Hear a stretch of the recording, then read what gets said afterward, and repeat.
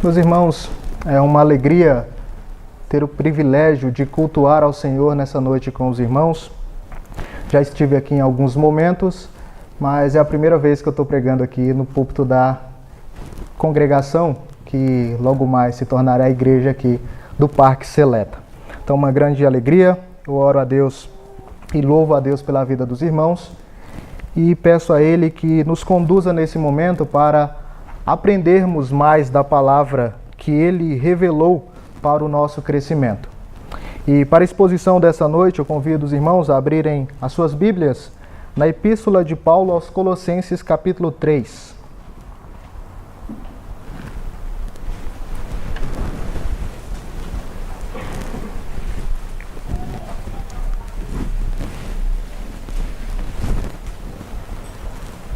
Epístola do apóstolo Paulo aos Colossenses,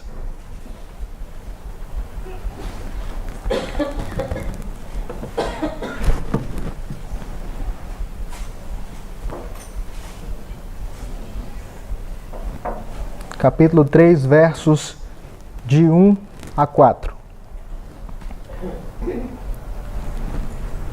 Diz assim: Portanto, se fostes ressuscitados juntamente com Cristo, buscai as coisas lá do alto, onde Cristo vive, assentado à direita de Deus.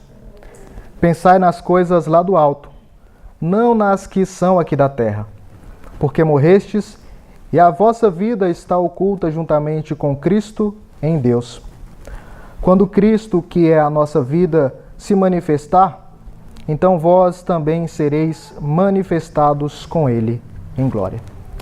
Pai Santo, nós te pedimos, ó Pai, que o Senhor venha nos iluminar nesse momento, para que nós compreendamos a Tua palavra e que o Senhor venha nos dar forças para pôr em prática aquilo que nós aprendermos nesse momento. Pedimos isso no nome do nosso Senhor e Salvador Jesus Cristo. Amém.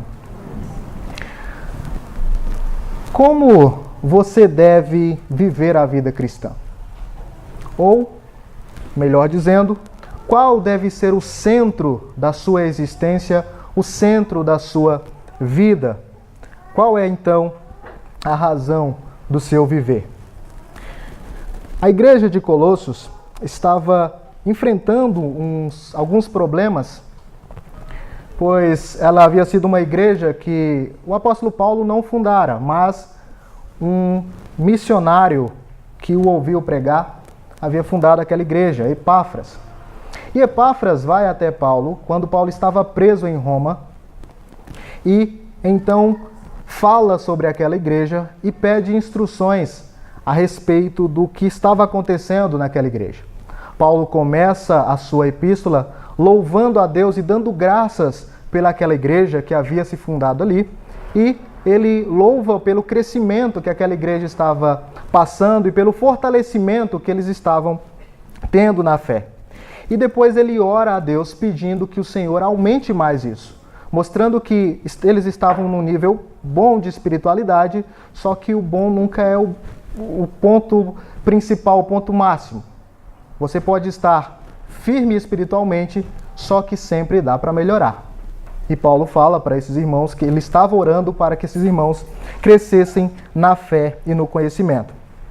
E então ele começa a argumentar a respeito de alguns ensinos que estavam adentrando aquela igreja e que poderia prejudicar esse crescimento espiritual dos irmãos de Colossos. E o foco daquela falsa heresia, ou da heresia que havia ali, do falso ensino, era que eles estavam colocando Jesus em segundo plano na existência ou na vida espiritual dos irmãos. Havia várias formas de se chegar à verdadeira espiritualidade. Jesus era só o pontapé inicial. Então, nós temos dentro dessa heresia colossenses uma mistura de coisas. Havia um pouco do legalismo judaico, havia um pouco do paganismo e havia um pouco de uma certa seita que estava tentando colocar dentro da igreja um ascetismo, criando regras com proibições que não estão prescritas na Escritura. Então, com toda essa mistura, que até hoje os estudiosos não sabem ao certo qual que é o problema ali, qual que é essa heresia, então definiram que é uma mistura de muitas coisas. Esse grupo estava enfatizando que Cristo não estava no centro da vida cristã. Cristo não era o centro, mas Cristo era um pontapé inicial, o primeiro degrau para se alcançar a verdadeira espiritualidade. O que deveria fazer parte da verdadeira espiritualidade era algo que precisava de um certo processo. Ou seja, você começa com Cristo, para alcançar a plenitude, você vai passar pelas falsas religiões, vai buscar auxílios nos anjos, vai buscar auxílios na filosofia pagã, vai buscar ser alguém espiritualmente sadio, cumprindo a lei judaica, mas o legalismo e algumas regras como alimentação e algumas regras quanto a dias religiosos. E Paulo escreve para mostrar que não, para mostrar que a existência cristã e o centro da vida daqueles que foram resgatados por Cristo é Cristo. É simples o que Paulo está querendo mostrar aqui. O centro da vida cristã é Cristo.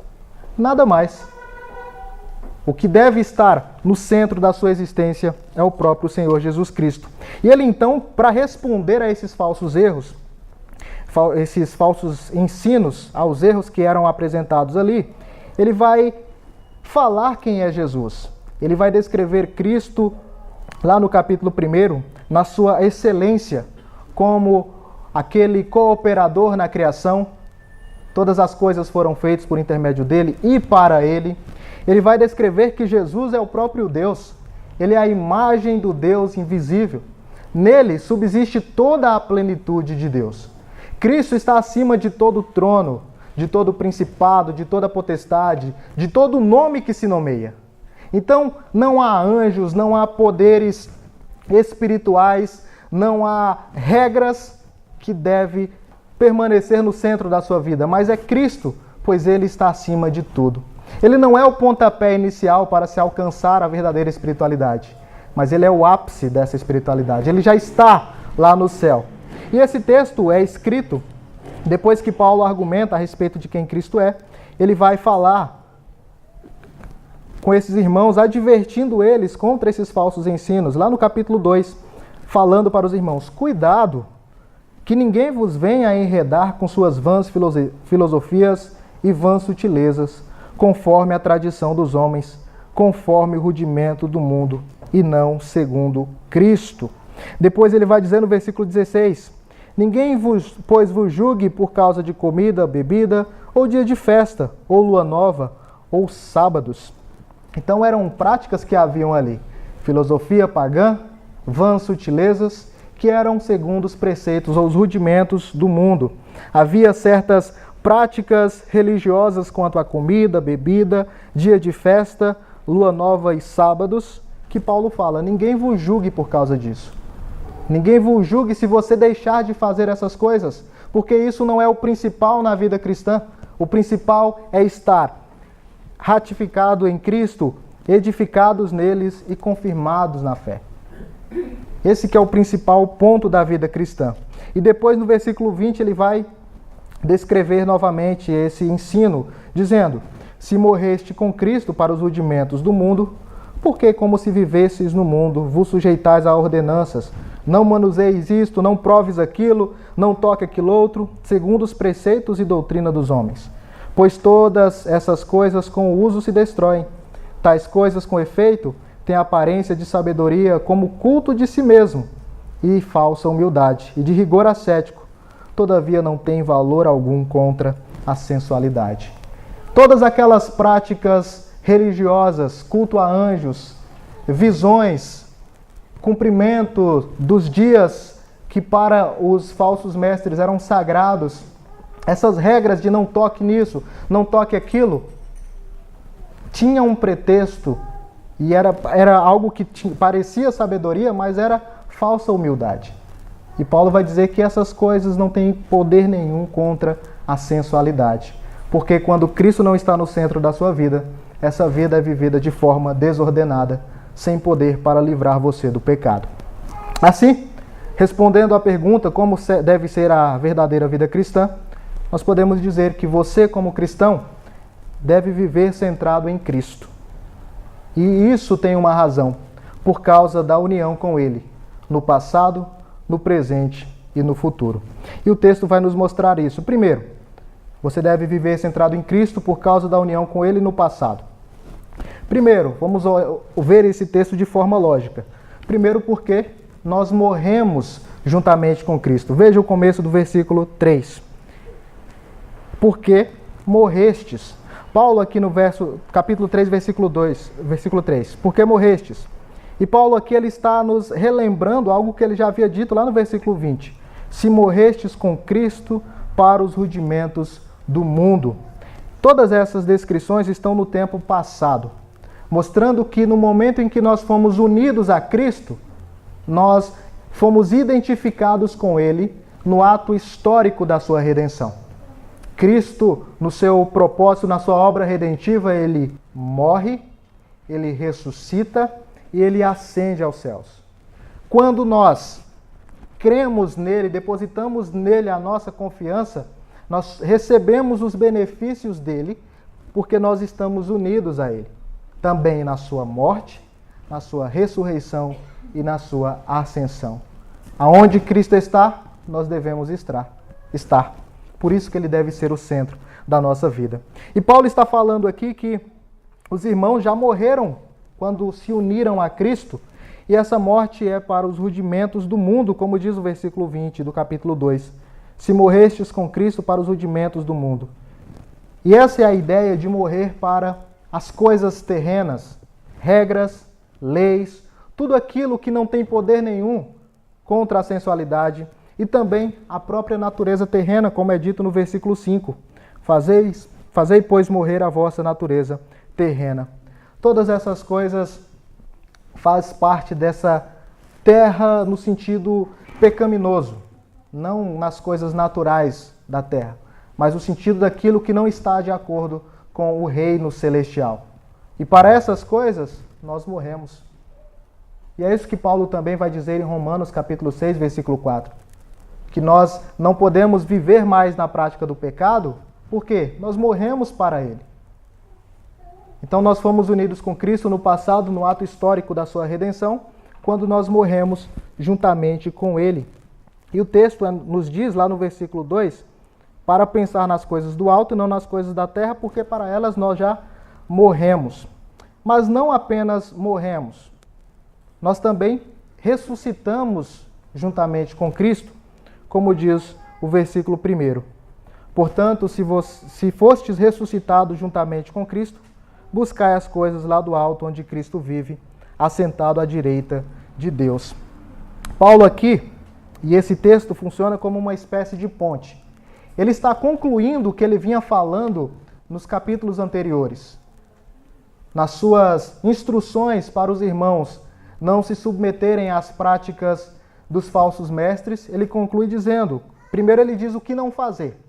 Não se submeta ao ensino e à vã filosofia dessas pessoas. Não se submeta às práticas que eles estão querendo colocar dentro da vida da igreja. Não se submeta aos ritos religiosos que não têm poder algum contra a sensualidade. Mas o que eles deveriam fazer era pensar nas coisas do alto. Por quê? Se já fostes ressuscitados com Cristo. E essa condicional que Paulo coloca aqui não é de dúvida. Ele não está dizendo assim, olha, eu não sei se vocês são convertidos de verdade. Eu não sei se vocês ressuscitaram. Não é isso que ele está fazendo. Ele usa essa condicional, se ressuscitastes, de forma retórica, para que aqueles irmãos, ouvindo ou lendo essa mensagem, parassem, prestassem atenção nessa condição e confirmassem com a mesma ideia. Não, sim, nós ressuscitamos juntamente com Cristo. E aqui é o aspecto de ter ressuscitado para uma nova vida, juntamente com Cristo. Porque nós estamos unidos a Ele. Nós fomos unidos a Ele no passado, quando nós cremos nele. Na sua morte, nós também morremos para os rudimentos do mundo, para a prática pecaminosa, para o pecado. Na sua ressurreição, nós recebemos nova vida, e é o que diz lá em Efésios capítulo 2. Nós estávamos mortos em nossos delitos e pecados, mas nós recebemos vida da parte de Deus. E assim como Cristo é descrito como estando nas regiões celestiais, lá em Efésios vai dizer que nós também assentamos nas regiões celestiais juntamente com Cristo, que é de onde nós recebemos todas as bênçãos espirituais. E por isso nós desfrutamos então de uma união com Cristo no passado. Nós morremos para as coisas do mundo e ressuscitamos para uma nova vida, para uma nova conduta, para um novo procedimento de vida com Cristo, orientando a nossa existência. Mas essa vida centrada em Cristo não é somente por causa da nossa união com Ele no passado, mas também porque você está unido com Ele no presente. O texto, então, vai mostrar que se fostes ressuscitados com Cristo, buscai as coisas lá do alto. Paulo usa dois imperativos: buscai as coisas do alto e pensai nas coisas do alto, não nas que são da terra. E ele o faz aqui como uma espécie de ordem mesmo, exortando os irmãos a guiarem a sua vida com uma mentalidade celestial. A forma como nós devemos viver é com uma mentalidade celestial. Buscar as coisas do alto é a ideia de colocar a sua força e depositar aqui toda a sua força e buscar nos céus, na região celestial, a orientação para uma conduta verdadeiramente cristã. Buscar lá a forma de viver aqui. Essa é a forma como os cristãos deveriam fazer. E essa busca deve ser uma busca contínua. É uma prática contínua. Buscar a orientação de Deus continuamente. E a motivação para isso é que Cristo está lá. Por que eu devo buscar as coisas do alto? Cristo está lá. Ele está assentado. Ele está reinando. O texto diz que ele está assentado à destra de Deus, com poder e autoridade, reinando. E nós devemos buscar a orientação no seu reino para viver aqui na terra a vida centrada em Cristo. E também nós devemos pensar nas coisas do alto. Nós só buscamos naquilo que nós pensamos.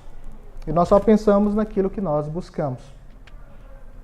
Portanto, a vida cristã, que tem Cristo como centro da existência, ela está com a mentalidade, ou nós estamos com a mentalidade, devemos estar com essa mentalidade focada nos céus, focada nas coisas do alto. E também podemos ver aqui que no presente nós desfrutamos de uma eterna segurança. Primeiro nós devemos buscar e pensar nas coisas do alto, e depois nós desfrutamos de uma eterna segurança, como diz o versículo 3. Primeiro, porque morrestes, e a vossa vida está oculta juntamente com Cristo em Deus. Os cristãos colossenses poderiam estar enfrentando algum medo, porque as regras, elas são feitas, muitas vezes, as regras que não estão de acordo com a palavra de Deus, para causar um certo temor nas pessoas para que elas obedeçam e se tornem escravas, ou se tornem escravos das regras, das leis que não estão em acordo com a palavra de Deus. E esses colossenses, os falsos mestres dali, estavam tentando colocar certas regras, e esses irmãos poderiam se preocupar a respeito da sua existência ou a respeito da sua própria vida e ficar temerosos quanto a isso.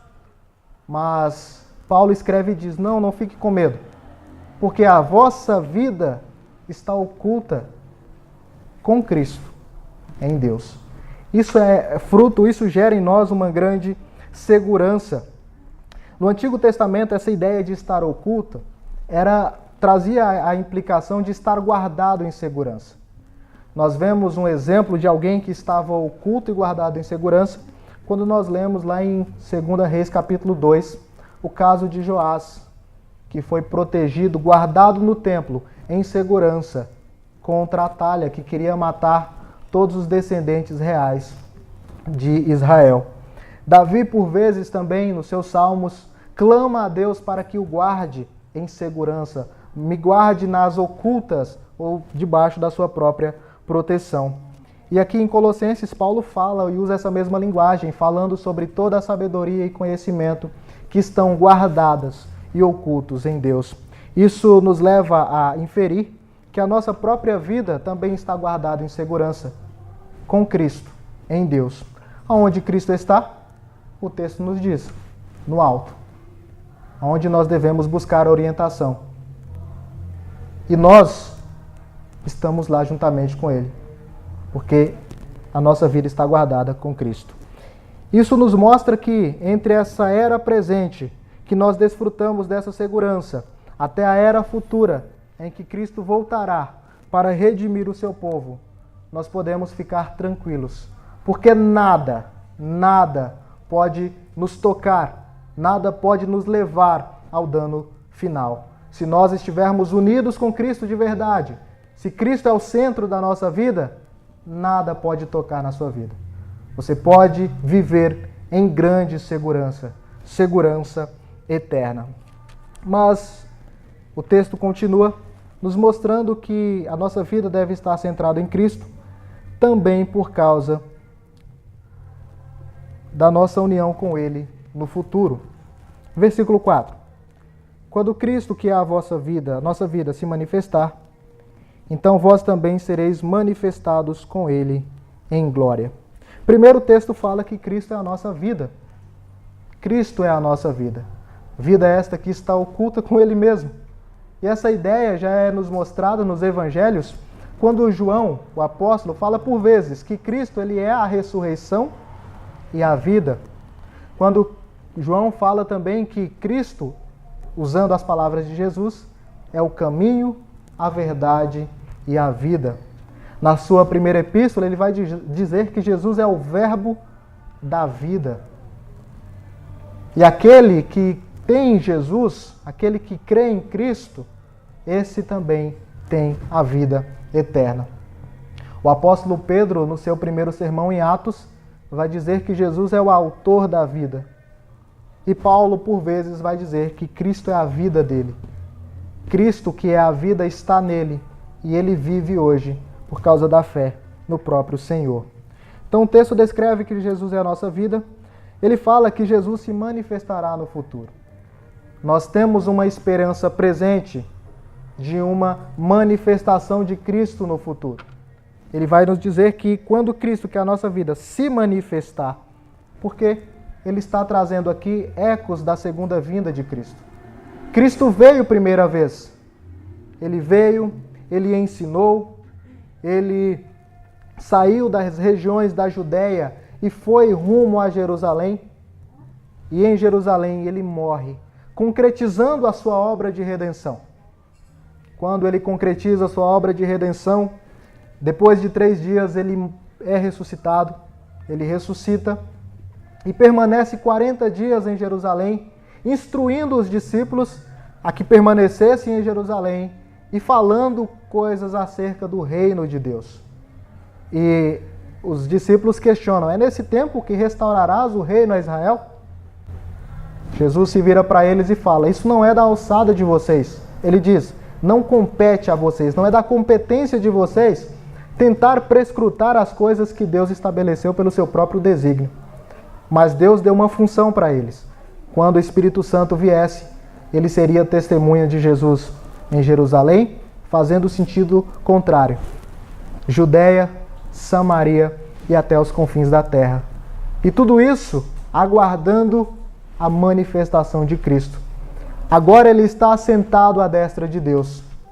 Ele está assentado à destra de Deus até que todos os seus inimigos sejam colocados debaixo dos seus pés.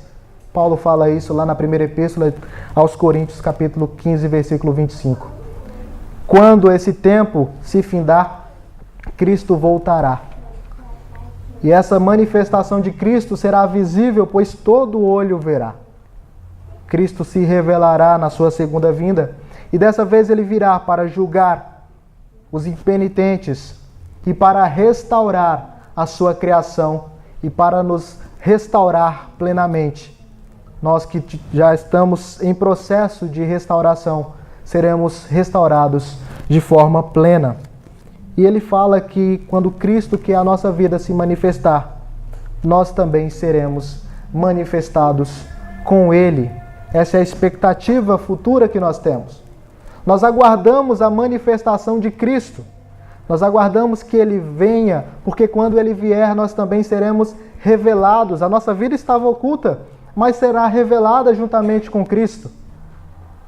Ela estava oculta, mas quando Cristo se revelar, todo olho verá também a nossa vida. E nós seremos glorificados, e teremos o nosso corpo transformado, e teremos o nosso corpo em glória, restaurado à imagem daquele que nos criou, que é o próprio Senhor Jesus Cristo. E essas são algumas dos pontos, das implicações do que é, de como deve ser a nossa vida, ou em que deve estar centrada a verdadeira vida cristã. A verdadeira vida cristã deve estar centrada em Cristo. E você desfruta dela por causa da união com Ele. Porque você foi unido a Ele quando creu. E porque você foi unido, você desfruta dessa união no presente. Algo que aconteceu no passado, mas que se revelará no futuro. E você será revelado com Ele em glória. A verdadeira vida espiritual só é possível por causa dele. Ele deve ser o centro da nossa existência. Cristo conquistou as bênçãos espirituais para nós na sua morte da cruz. E nós só recebemos os resultados dessas conquistas quando Deus, pelo seu Santo Espírito, nos insere no corpo. E Cristo é o cabeça desse corpo. E quando nós estamos inseridos nele, nós somos unidos a Ele e desfrutamos de uma verdadeira segurança e temos a certeza de que seremos glorificados. Quais são as implicações disso? Quais são as implicações de viver a vida cristã centrada nas coisas do alto ou com Cristo no centro da sua existência? É o que Paulo vai falar agora a partir dos versos de 5 a 4, versículo 6. De forma bem resumida, você deve, já que está ressuscitado com Cristo, já que desfruta das bênçãos espirituais, viver uma vida de santificação. O que é a santificação? É se despir do velho homem.